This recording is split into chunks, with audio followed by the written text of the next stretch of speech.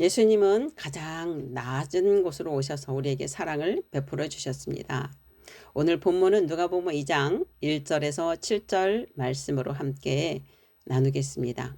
그때에 가이사 아구도스가 영을 내려 천하로 다 호적하라 하였으니 이 호적은 구레노가 수리아 총독이 되었을 때에 처음 한 것이라. 모든 사람이 호적하러 각각 고향으로 돌아가매 요셉도 다윗의 집 족속이므로 갈릴리 나사렛 동네에서 유대를 향하여 베들레헴이라 하는 다윗의 동네로 그 약혼한 마리아와 함께 호적하러 올라가니 마리아가 이미 잉태하였더라. 거기 있을 그때에 해산할 날이 차서 첫 아들을 낳아 강보로 싸서 구유에 뉘었으니 이는 여관에 있을 곳이 없음이러라. 사랑하는 성도 여러분, 오늘은 성탄절을 딱 4일 앞둔 주일입니다. 또 대림절의 마지막 주일이기도 합니다. 세상은요, 요즘에 제가 우리 집에 TV가 없어서 그런지는 모르겠는데 되게 조용한 것 같아요. 과거와는 성탄절을 맞이하는 것이 굉장히 많이 달라졌다는 것을 느낄 수 있어요. 과거에는 성탄절 하면 엄청 분위기가 들떠있는 분위기였었는데요. 요즘에는 어떻게 거꾸로 할로윈데이 그 이상한 것을 즐기는 것이 더 많아지고 예수님이 탄생하신 크리스마스를 그렇게 하지 않는 것을 볼 때 마음이 참 아픕니다. 아쉬움이 많이 있어요. 단지 우리가 들떠서 좋아하는 것이 아니라 예수님이 이 땅을 통치하고 왕으로 오셨다는 것을 모든 사람들이 기뻐하고 즐거워하고 주님께 영광 돌리는 그런 크리스마스가 되었으면 좋겠는데 그게 좀 많이 아쉬움이 있어요. 오늘 우리는 과거로 돌아가서 예수님의 탄생 과정을 돌아보려고 합니다. 그곳에는 화려한 조명 대신에 고단한 여정과 차갑고 냄새나는 말구유가 있습니다. 오늘 말씀을 통해서 우리 삶을 향한 하나님의 치밀한 계획을 발견하고 하나님의 경륜이죠. 하나님께서 말씀하시고 이루시는 신실한 하나님께 감사하는 시간이 되었으면 합니다. 참 나사렛에서 예루살렘까지 호적하러 가는 그 거리가 굉장히 멀어요. 직선 거리로만 따져도 105km입니다. 그런데 중간에 사마리아가 있기 때문에 사마리아를 대부분 돌아서 갔습니다. 왜냐하면 사마리아는 개, 돼지라고 취급을 했고 유대인들이 그곳을 땅을 밟지를 않았어요. 그래서 우회도로를 갔다면 120에서 140km가 되지 않았을까 싶어요. 그 먼 거리를 걸어갔다는 거. 여기 수원에서 전주거리보다 더 될 수 있어요. 거기를 차로만 가도 지금 2시간에서 2시간 반 이렇게 걸리잖아요. 그런데 하물며 걸어서 또는 뭐 돈 있는 사람은 나귀를 타고 갔겠죠. 그래도 도보로 4에서 6일 정도가 걸린 거리니까 얼마나 고단하고 힘들었을까요? 그 거리를 갔는데 방도 없었죠. 아이를 낳을 예수님의 탄생할 방도 없었던 것이죠. 첫 번째는 하나님의 타이밍은 정확합니다. 그때에 가이사 아구스토스가 영을 내려 천하로 다 호적하라 하였으니 그랬잖아요. 당시 전 세계를 호령하던 로마 황제 가이사 아구도스예요. 이 호적은 왜 하라고 했을까요? 호적하라는 그 배경에는 로마 제국의 통치, 재정, 군사, 관리를 체계화하려는 정책과 깊이 관련되어 있습니다. 제국 전역의 인구 규모를 파악해서 세금을 부과하는 기준을 마련하기 위한 거였어요. 그리고 토지 재산 가구수 조사를 위하여 이게 정기적인 인구 조사를 했던 것 같아요. 그래서 이 세금과 군인을 이렇게 통제하는데 정치적 통제에 굉장히 그들은 그 목적을 두고 있었던 것이죠. 그래서 이 가이사 아구도스가 자신의 권력을 과시하고 세금을 걷기 위해서 온 천하에 호적 명령을 내렸습니다. 세상 사람들은 황제의 말 한마디에 역사가 움직인다고 믿었겠죠. 그때는 황제가 신처럼 그렇게 떠받들었던 그 시대니까요.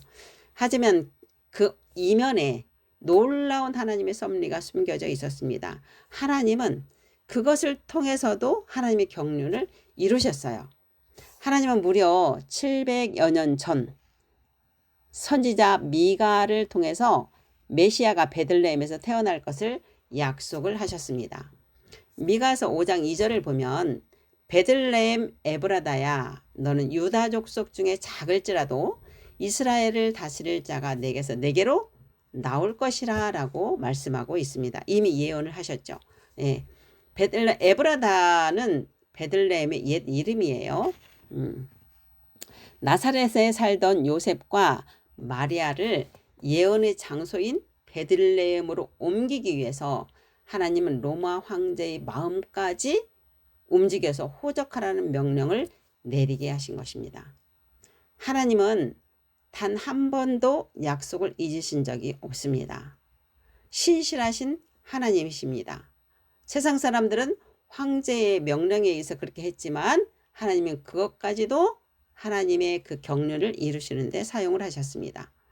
700여 년 동안 침묵하시는 것 같았으나 가장 완벽한 때에 시편 105편 19절에 보면 여호와의 말씀이 응할 때 바로 그때죠. 한치 오차도 없이 하나님은 그 예언을 성취하셨습니다. 성도 여러분, 우리의 삶이 세상 환경에 의해서 흔들리고 암울한 것 같고 이렇게 악하게 돌아가고 사건 사고가 있고 막 이런데 이게 될까? 의심하고 마음이 답답할 때도 있을 것 같지만 하나님은 여전히 일하고 계신다는 사실입니다. 하나님은 하나님의 경륜을 흔들리지 않고 점진적으로 과거에도 이루셨고 지금도 이루어 가시고 계십니다. 마침내 때가 되어서 하나님께서는 예수님을 이 땅에 보내시게 되었습니다. 그런데 베들레헴 성 안에는 아기 예수가 태어날 방이 없었어요. 성경에는 이렇게 나와요. 이는 여관에 있을 곳이 없음이로라. 당시 베들레헴에는 전국 각지에서 호적하러 온 사람들이 얼마나 많았겠어요. 그래서 여관이 많이 있었음에도 불구하고 임산부가 오는 데는 시간이 더 많이 걸렸을 거예요. 배가 불러서 왔기 때문에. 그래서 늦게 도착한 것 같아요. 그러니까 방이 없었어요. 제가 우리 손자들하고 그 애니메이션을 보여주면서 보니까 애니메이션에서는 그렇더라고요. 지금 아이를 곧 낳을 때가 됐어요. 방을 좀 주세요. 그러니까 그 관리가 없습니다. 막 이러면서 저 마구간 저기라도 비어있으니까 거기라도 가서 자려면 자세요. 이렇게 얘기를 하는 것을 애니메이션을 본 적이 있어요. 아마 그랬던 것 같아요. 근데 누구도 그 아기 예수 탄생에 관심이 없었습니다. 자기 일에 바빴어요. 자기가 여관 받고 여기 들어서 호적하는데 바빠서 관심이 없었습니다. 오늘날 우리는 어떤가요? 우리도 그러지 않나요? 분주함 때문에, 경제적인 염려함 때문에, 내 일이 먼저여서, 세상의 즐거움 때문에 마음을 다 빼앗겨서 정작 나와 함께 계시는 주님께 모든 것을 내어드릴 마음의 여백이 없는 것은 아닙니까? 언제나 딱 맞고 나 하고 싶은 거 다 하고 필요할 때만 진이처럼 하나님 이거 해주세요. 이런 것은 아닙니까? 주님은 지금도 우리 마음의 문을 두드리며 물으십니다. 너의 노력이 아니고 내가 너를 통해 할 수 있게 해주겠니? 나와 함께 대화 좀 하겠니? 라고 말씀하고 있습니다. 계시록 3장 20절에 볼지어다 내가 문 밖에 서서 두드리노니 누구든지 내 음성을 듣고 문을 열면 내가 그에게 들어가 그와 더불어 먹고 그는 나와 더불어 먹으리라. 예수님은 우리와 연합해서 함께 하기를 원하고 계십니다. 그런데 우리는 내 할 일이 바쁜 경우가 너무나 많습니다. 여러분, 내 할 일이 바쁠 때도 주님과 함께 하십시오. 주님과 대화하면서 함께 이루십시오. 두 번째는 가장 낮은 곳으로 오셔서 우리에게 주님의 사랑을 보여주셨습니다. 방이 없었기에 만왕의 왕이신 예수님은 마국간에서 말구유에 마국간에서 태어나서 말구유 먹이통인 구유에 누이셨습니다. 그 구유는요 청소를 깨끗이 했을까요? 아니잖아요. 예, 구유는 냄새도 나고 아주 초라한 나무로 만든 그 초라한 곳입니다. 주님이 구유에 오신 의미는 우리가 어떤 형편에 있든지 우리 삶이 얼마나 비천하든지 우리 형편과 상관이 없이 우리 안에 거하시기 위함입니다. 예수님이 왕으로 오셨으니까 대단한 사람 안에만 갈 거야. 높은 사람 안에만 갈 거야.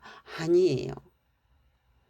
이렇게 낮고 낮은 곳에 오셨다는 그 의미가 정말 천하고 정말 먹을 것이 없고 사람들에게 인정도 못 받는 그런 사람에게라도 주님은 공평하게 다 오시겠다라는 그런 사랑입니다. 하나님은 우리 안에 거하시는 왕국을 만들기 위해서 가장 낮은 곳까지 내려오시는 사랑을 선택하셨습니다. 흑암의 통치에서 하나님의 통치가 이루어지도록 하기 위해 당신의 자녀를 새로운 피조물로 재창조하기 위해서 그 사랑으로 오셨습니다. 사랑하는 하늘의 가족 여러분, 오늘부터 성탄절까지 남은 4일을 심중을 비우는 시간으로 삼읍시다. 우리 안에 거주하시는 왕국이 이미 이루어졌음에도 지금도 자신의 생각과 고집과 감정, 경험으로 주님의 능력을 막고 있지는 않습니까? 이 막지 않도록 주님의 능력을 제한하지 않도록 우리의 심중에 주님이 심지 않은 것들을 다 비우셔야 됩니다. 우리와 하나 되신 신실하신 하나님을 신뢰하십시오. 그리고 내 안에 가득 찬 생각, 감정, 경험, 욕심과 미움, 분주함, 용서하지 못함, 상처, 쓴뿌리를 다 비워내십시오. 그 자리에 주님의 영광의 임재로 말씀으로 가득 채우십시오. 내 생각과 계획보다 더 정확하신 하나님의 때를 신뢰하며 인내로 기다리는 믿음을 회복하십시오. 우리는 그리스도 안에서 새롭게 된 새로운 피조물입니다. 우리의 위치는 그리스도 안에 있습니다. 늘 예수님이 우리를 보호하고 계십니다. 내 생각, 감정으로 할 때는 예수님의 보호막이 사라집니다. 우리가 예수님의 보호막에 있으려면 내 생각, 감정 이거 다 비우셔야 됩니다. 준비된 자에게 이렇게 준비된 자에게는 다가올 25일 성탄절뿐만 아니라 앞으로 다시 오실 주님의 재림에 우리 생애의 가장 큰 은혜와 평강이 넘치는 날이 될 것입니다. 이 신비롭고 영광스러운 기다림에 동참하는 우리 모두가 되시기를 주님의 이름으로 축원합니다. 잠시 점검해 볼까요? 여러분, 분주함 때문에 소중한 것을 놓친 것은 없습니까? 우선순위가 바뀐 적은 없습니까? 먼저 우선순위, 방향성은 하나님 나라에 있어야 됩니다. 그리스도 안에 있어야 합니다. 필요할 때만 찾는 진이 같은 하나님이 아니십니다. 말씀은 영이고 생명이신데 이 말씀을 내가 필요할 때 끌어다 사용하는 것이 아닙니다. 말씀에 내 마음을 일치시켜야 합니다. 내 생각의 말씀을 일치시키는 것이 아니라 말씀에 내 마음을 일치시켜야 됩니다. 또 하나, 세상에 집중하느라 옆에 있는 가족의 눈물을, 이웃의 아픔을 지나친 적은 없습니까? 가족이 같이 살아도 내 가족이 무엇이 힘든지, 요즘 세상은 너무나 바쁘다 보니 그런 걸 헤아릴 수 없는 시대에 살고 있습니다. 그래서 가족이 아파도, 가족이 마음으로 아파도, 몸은 아프면 가겠죠. 근데 마음으로 아파 있는 그것을 같은 가족 한 집에 살면서도 모르는 경우가 너무나 많이 있습니다.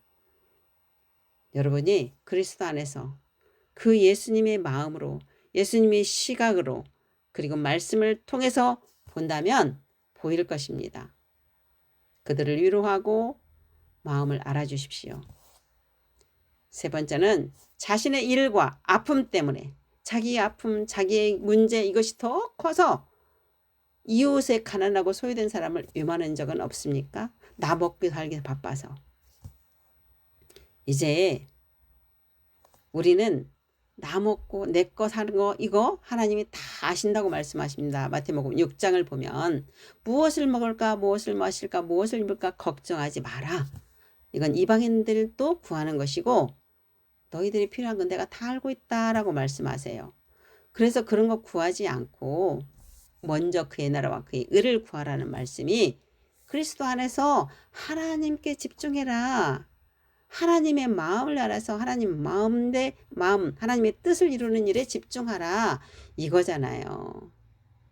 그렇게 할 때 그것이 가난하고 소외된 자를 돕는 것이 하나님의 뜻이에요.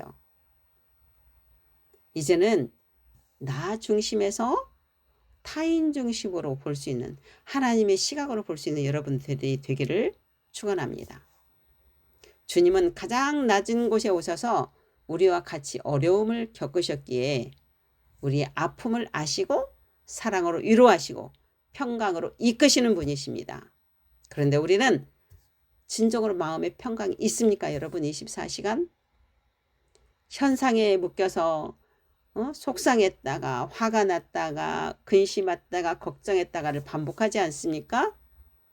여러분 그리스도 안에 거하십시오. 그러면 우리는 의와 평강과 희락으로 하나님의 시각으로 바라볼 수가 있습니다. 세 번째, 예수 그리스도께서 가장 낮은 곳에 임하신 그 의미가 무엇일까요? 첫째는 겸손과 자기 비움입니다. 성경을 보면 예수님은 하나님과 본체이시지만 자신을 비워 종의 형체를 가지셨다라고 말씀하고 있습니다. 빌립보서 2장 6절 7절을 보면 그는 근본 하나님의 본체시나 하나님과 동등됨을 취할 것으로 여기지 아니하시고 오히려 자기를 비워 종의 형체를 가지사 사람들과 같이 되셨고, 자기를 비우는 것을 우리에게 보이셨습니다.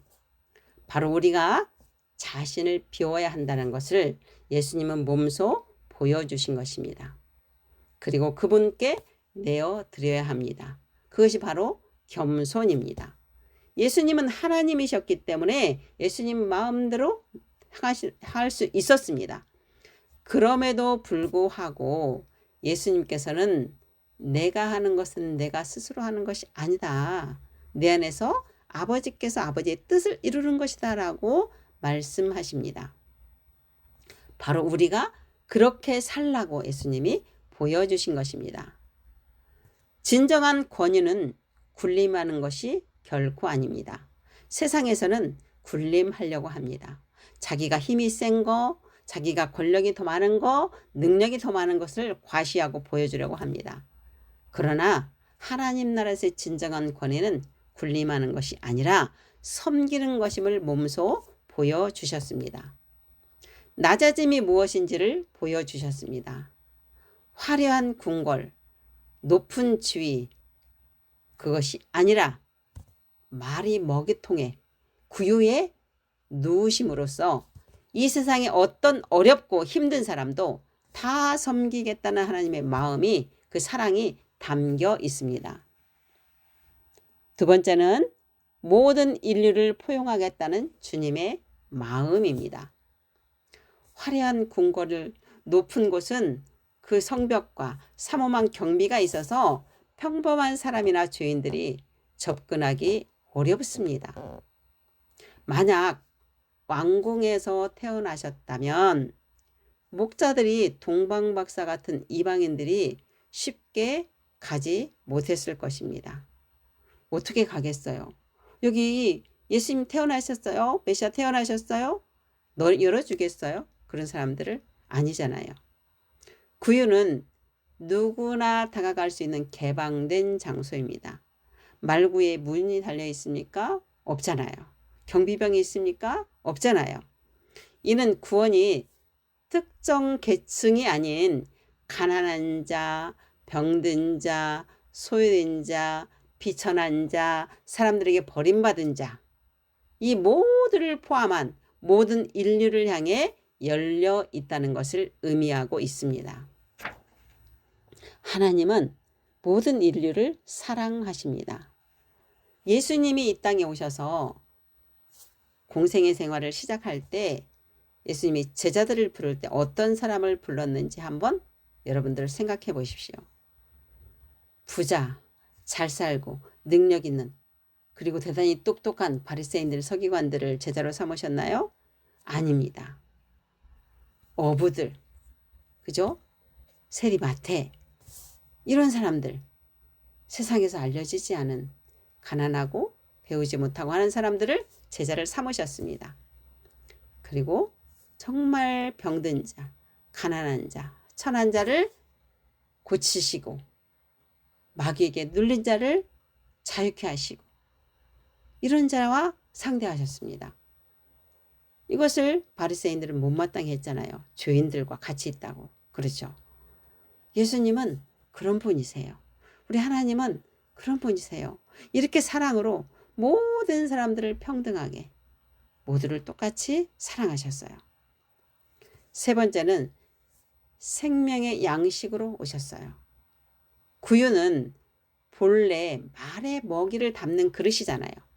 네, 말의 먹이를 그곳에 주면 말이 그것을 먹고 생명을 유지하는 거잖아요. 그런 것처럼 예수님은 자신을 하늘에서 내려온 살아있는 떡, 생명의 양식이라고 말씀하셨습니다. 말들이 구유의 음식을 먹고 생명을 유지하듯이 인류가 예수라는 생명의 양식을 먹음으로써 영원한 생명을 얻게 될 것임을 탄생 순간부터 시각적으로 우리에게 보여주신 것입니다. 요한복음 6장 35절, 예수께서 이르시되 나는 생명이 떡이니 내게 오는 자는 결코 줄이지 아니할 터이요 나를 믿는 자는 영원히 목마르지 아니하리라 라고 말씀하고 있습니다. 나는 생명이 떡이니, 그리고 나를 믿는 자는 영원히 목마르지 아니하리라. 우리 예수 믿잖아요. 여러분 목마르십니까? 뭔가 답답하십니까? 그러면 여러분들이 지금 그리스도 안에 있지 않다는 얘기입니다. 내가 그리스도 안에 있다면 목마르지 않습니다. 요한복음 6장 48절에서 51절, 내가 곧 생명이 떡이니라. 이는 하늘에서 내려온 떡이니 사람으로 하여금 먹고 죽지 아니하게 하는 것이니라. 나는 하늘에서 내려온 살아있는 떡이니 사람이 이 떡을 먹으면 영생하리라. 내가 줄 떡은 곧 세상의 생명을 위한 내 살이니라 하시니라. 예수님의 살이 떡이라고 하니, 이걸 먹으라고 하니 그때 당시의 사람들이 어떻게 믿었겠어요. 그렇죠. 네, 그래서 성찬식에 우리가 떡을 떼는 것이 바로 예수님의 살을 먹고 우리가 영생하는 것, 참떡이신 예수님을 먹고 예수님이 우리 안에 계신 그것을 의미하는 거잖아요. 네 번째는 세상 나라와 하나님 나라다가 얼마나 다른지를 보여주셨어요.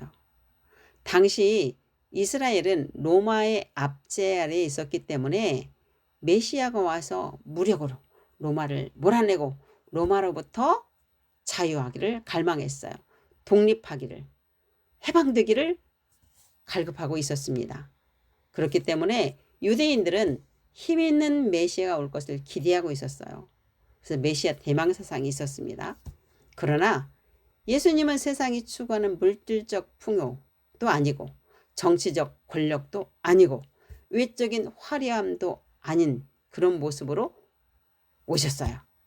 그것도 방에서도 태어나지 못하고 말구유의 가장 낮은 곳에 오심으로 하나님 나라의 본질이 당시 유대인들이 생각했던 그런 메시아가 아니라는 것, 그런 하나님 나라가 아니라는 것을 직접 보여주신 거예요. 그때 당시에는 몰랐죠. 훗날에는 이걸 알게 되는 거죠. 칼과 창으로 정복하는 왕이 아니라 사랑과 희생으로 마음을 정복하는 평화의 왕으로 오셨습니다. 누가복음 2장 14절에 지극히 높은 곳에서는 하나님께 영광이요 땅에서는 하나님이 기뻐하시는 사람들 중에 평화로다. 얼마나 감사해요. 여러분들 그 왕 중의 왕이신 그 예수님이 여러분들 안에 계시잖아요. 지금 함께 밥 먹고 함께 자고 함께 일하고 늘 동행하고 계시잖아요. 그런 걸 여러분들 의식하고 있습니까? 그리스도 의식으로 사셔야 됩니다. 내가 늘 주님과 함께 있어요. 어떤 사람들은 혼자라서 외롭대요. 여러분들 혼자입니까? 아니에요. 예수 믿는 사람이 외롭다고 하면 안 돼요. 혼자가 아닙니다. 예수님과 함께입니다. 우리가 눈에 보이지 않으니까 외롭다고 그래요. 혼자라고. 그 사람은 지금 예수님이 내 안에 있다는 것을 잊은 사람이에요. 예수님이 내가 함께 늘 동행한다고 생각하면요, 외로울 시간이 없습니다. 늘 성령님과 대화하고 예수님과 대화하고 이렇게 살기 때문에 외롭지 않습니다. 왕 중의 왕이신 그 하나님이 내 안에 오셔서 나에게 평강을 주시는데 얼마나 감사한지요. 여러분들 이거 하나만 가지고도 우리는 평생 감사함을 잊지 않고 살 수 있어요. 늘 감사가 떠나지 않게 살 수 있어요. 네. 말구유는 단순히 가난한 태생을 뜻하는 것만이 아닙니다. 하나님의 사랑이 인간의 가장 비천한 자리까지 닿았다는 가장 강력한 주님의 사랑의 메시지라고 할 수 있습니다. 사랑하는 하누리 가족 여러분, 여러분은 무엇인가를 간절히 기다려본 경험이 있으십니까? 다 있으실 거예요. 삶에서 필요한 거, 누구를 사랑하는 사람 또는 부모님 얼마나 많이 기다리고 그런 게 있죠. 다 경험이. 그런데 내 안에 계시는 성령님께 진정으로 통치받고 싶고 하루를 살면서 1분 1초도 내 생각하고 살지 않고 오직 성령님의 인도함을 받고 싶은 그분과 대화해 보고 싶은 간절함이 있으셨습니까? 이 간절함이 있어야 됩니다. 이게 먼저입니다. 여러분, 성탄절까지 4일 동안 주님과 대화하고 싶은 간절한 기다림으로 복음서를 읽어보시기를 권면합니다. 읽는 것이 아니라 예수님과 말씀으로 대화해 보십시오. 예수님은 어떻게 사랑을 하셨고 어떻게 사람을 대하셨고 어떻게 하나님 아버지께 순종했는지를 주님과 나누어 보십시오. 성탄절이 되면 교회에서도 아니 믿지 않는 사람들까지도 어린아이들도 선물을 주고 받습니다. 성탄절의 주인공은 우리가 아닙니다. 예수님이십니다. 하나님이 인류에게 주신 최고의 선물 예수 그리스도를 우리는 이미 선물로 받았습니다. 이미 받은 그 하나님의 사랑으로 누군가를 섬기고 어려운 이웃을 돌보며 있는 것을 나누고 섬겨야 합니다. 그게 진정한 성탄절의 의미입니다. 성탄절의 주인공은 예수 그리스도이십니다. 그분을 높여드려야 합니다. 그분께 영광을 올려드려야 합니다. 그분께 영광을 높이는 것이 바로 가난한 자, 과부와 나그네를 돌보는 것입니다. 우리는 이미 받은 최고의 선물 예수 그리스도가 우리 안에 계신 것만으로도 날마다 감사와 찬양을 올려드리며 그분이 낮은 곳에 오셔서 인류 모두를 사랑하셨던 것처럼 우리도 모두를 사랑하는 것이 주님을 영화롭게 하는 것입니다. 오늘 말씀을 통해 예수님처럼 살 준비가 되셨습니까? 예수님처럼 겸손하게 모두를 사랑하는 마음, 그 마음이 준비되셨습니까? 25일 성탄 예배에는 사랑으로 찾아오신 예수님이 우리 삶에 어떤 빛이 되셨는지를 함께 나누겠습니다. 남은 4일 동안 복음서를 통해서 주님과 교제하시고 우리 심중의 쓰레기를 치워 주님이 통치하시도록 준비하시기를 축복합니다. 여러분, 주님은 가장 낮은 곳으로 오셔서 사랑이 무엇인지를 보여주셨습니다. 우리도 그리스도 안에서 그분이 우리 몸을 통해서 나타나심으로 그분의 겸손과 사랑이 주의를 밝히는 빛이 되기를 축복합니다. 아멘.